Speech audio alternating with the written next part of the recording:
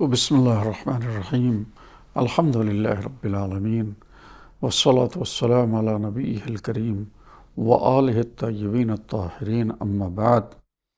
حضران مد گرامی، کل کے جلسے میں مولا کائنات کی افضلیت کے حوالے سے گفتگو ہوئی۔ ظاہر سی بات ہے کہ یہ موضوع ایسا تھا جو آپ مجھ سے بہتر جانتے تھے، اس لیے اس پہ زیادہ تفصیلی گفتگو نہیں ہوئی۔ آج یہ جلسے کی گفتگو جو ہے وہ مولا کائنات کے تعین پر ہے کہ مولا کائنات کا جو تعین ادھائی سے خلیفہ، ادھائی سے امام، وہ خود پیغمبر اسلام نے مختلف موقعوں پر جو ہے وہ مولا کائنات کو اپنا جانشین، اپنا خلیفہ اور اپنا وصی معین کیا ہے۔ سب سے پہلا دعوت ذی العشیرہ ہے آپ کے سامنے، وَأَنذِرْ عَشِيرَتَكَ الْأَقْرَبِينَ، شعراء آیت نمبر 26۔ آپ نے فرمایا اے آل عبد المطلب، میں تمہارے لیے دنیا و آخرت کی سعادت لے کر آؤں۔ یہ واقعہ وہی ہے کہ جب پیغمبر نے مولا کائنات کے ذریعے سے قریش کی دعوت کا انتظام کیا اور جب سب کے سب لوگ جمع ہو گئے، اس وقت آپ نے جو ہے وہ اللہ کا پیغام ان کے سامنے رکھا اور یہ کہا کہ میں تمہارے لیے دین اور دنیا کی خیر و بھلائی لے کے آیا ہوں، لہذا تم میں سے کون ہے جو اس کام میں میری مدد کرے تاکہ میرے بعد میرا بھائی، میرا وصی اور میرا خلیفہ ہو۔ اس پر کسی نے جواب نہیں دیا۔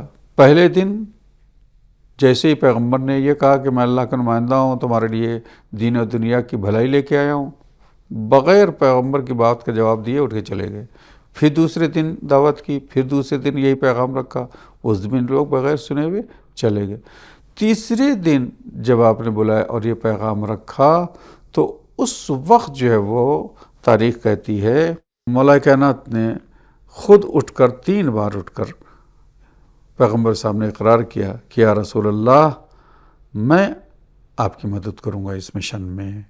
اور پیغمبر نے 2 بار بٹھا دیا، لیکن تیسری بار جب آپ نے اقرار کیا آپ کی نبوت کا اور آپ کی مدد کا تو آپ نے لوگوں کو متوجہ کیا مولا کائنات کی طرف اور آپ کی پشت پر ہاتھ رکھ کر فرمایا یہ علی تمہارے درمیان میرا بھائی، وصی اور خلیفہ ہے، اس کی بات سنو اور اس کی اطاعت کرو۔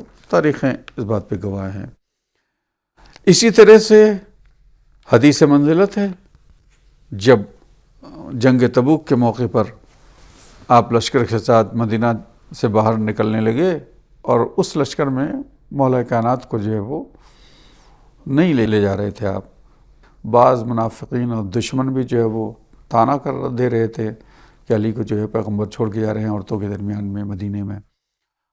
جب آپ نے پیغمبر اسلام سے ان ساری باتوں کی شکایت کی اور اپنے جذبات کا اظہار کیا تو اس وقت آپ نے مولا کائنات سے فرمایا یا علی انت بمنزلتی من ہارون من موسیٰ الا انہ لا نبی بعدی، علی تمہاری منزلت میری نظر میں وہی ہے جو ہارون کو موسیٰ سے تھی، یعنی جس طرح سے ہارون موسیٰ کے خلیفہ تھے، جانشین تھے، ویسے ہی تم میرے جانشین اور خلیفہ ہو۔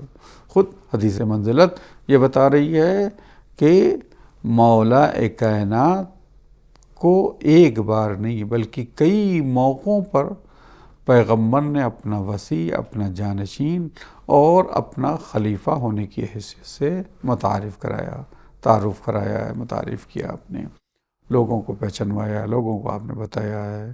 اسی طرح سے غدیر کے دن بھی آپ نے من کنت مولا فہذا علی مولا کہہ کر آپ کی جانشینی اور آپ کے خلیفہ ہونے کا اعلان کیا ہے۔ اسی طرح سے بہت سے جیسے کہ یہ آیات اور روایات بھی ہیں جو مولا کائنات کی آپ کے نصب ہونے پر، آپ کے تعین پر دلالت کرتی ہیں۔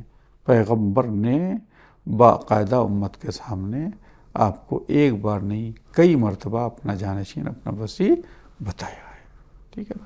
تو تعین کا مسئلہ علامہ نے اپنی رسالہ امامت میں ان چیزوں کی طرف اشارہ کیا ہے۔ والسلام علیکم ورحمۃ اللہ وبرکاتہ۔